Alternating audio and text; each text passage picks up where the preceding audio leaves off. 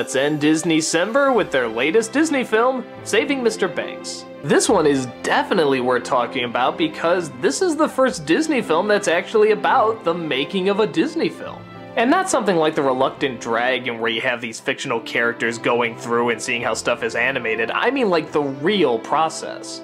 I mean Walt Disney talking about developing an idea and trying to work with the author to come to a compromise and creative decisions and choices and disagreements. For Disney, this is really new territory for a film to take.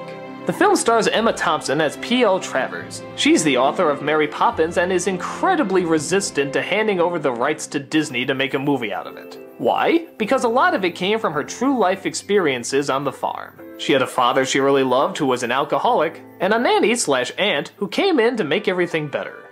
But when the Disney Corporation wants to, for lack of a better word, Disneyfy it, she wants no part of it and keeps saying that if they want the rights, they have to play by her rules. And the rest of the movie is them trying to figure out how to make this film work. Disney wants it one way, she wants it another. It's the battle of the egos going back and forth, back and forth. Disney being the charming businessman, and Travers the brutal purist who wants to see her vision exactly how she imagined it. One of the great things about this film is that it's done almost entirely from the developmental point of view. You don't really see the set or lighting or cameras, actors, anything like that. It's all from the development of the sketches, the songs, the ideas, and so forth. You don't usually see that often. Emma Thompson is wonderful as P.L. Travers, but the one that really shocked me was Tom Hanks as Disney. When I saw him in this role, I rolled my eyes and said, this is gonna bomb, there is no way this is gonna work. But within 5 minutes, he really won me over. He captured the charming businessman, but he also got sort of that element of he always gets what he wants. He'll compromise, but in the end, he still wants it a certain way and he's gonna get it. When I think back to the movie, I don't even imagine seeing Hanks there. I actually imagine the real Disney sitting there talking with her. That's pretty impressive. The movie even shows some elements that I don't think Disney years ago would ever allow. For example, you see Walt smoke, drink, and swear. It's not for very long, but it's in there. You even see him kinda be backstabbing, like when he doesn't invite P.L. Travers to the premiere. This is a side of Disney that I'm really shocked the studio is allowing, but I'm really glad they are. It shows they're comfortable with their honesty, but I think they also realize the importance that this also makes him more relatable and identifiable. All the other actors are wonderful in recreating these roles. The Sherman brothers, the driver, they're all fantastic and are given a lot to work with. There's only two problems I have with the movie. One is that the flashbacks, while well done, seem like two totally different movies. A lot of times her memories are a little too whimsical, but you could argue that's sort of her romanticized version of it. They do make it clear that these are her memories and it's how she saw it. So you can technically give it a pass, but the two don't always gel together. I'm also kind of bothered about the ending. Without giving too much away, they show her at the premiere and her reaction to it. Anyone that knows the real story knows what P.L. Travers really thought about the movie.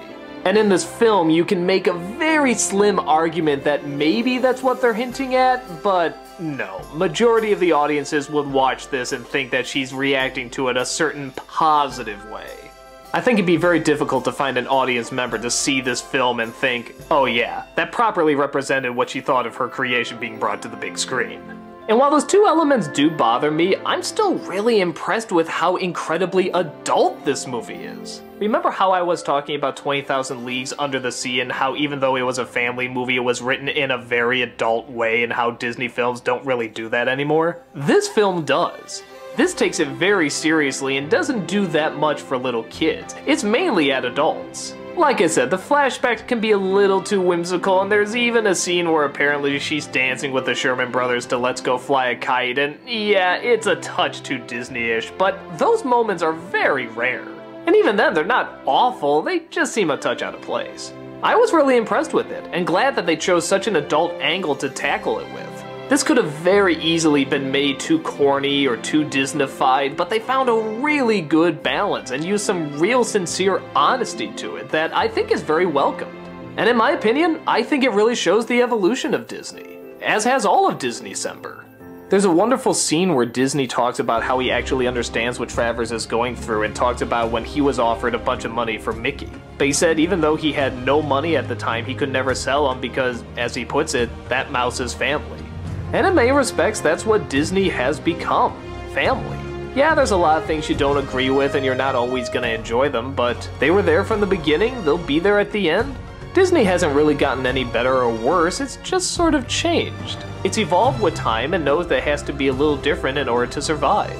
But with those different changes comes all sorts of unique visions, wonderful characters, and new ways of looking at stories both old and new. It's been really great going through all these Disney films through December, and keep an eye out in January. I might still do one or two by popular demand that a lot of people are complaining I should. Oops. But through this month, I've loved seeing Disney evolve, change, and turn into something that is definitely different, but still so familiar. I've loved them so many years ago, I know I'll love them so many years in the future. Thanks for watching, and be sure to still keep that mouse family.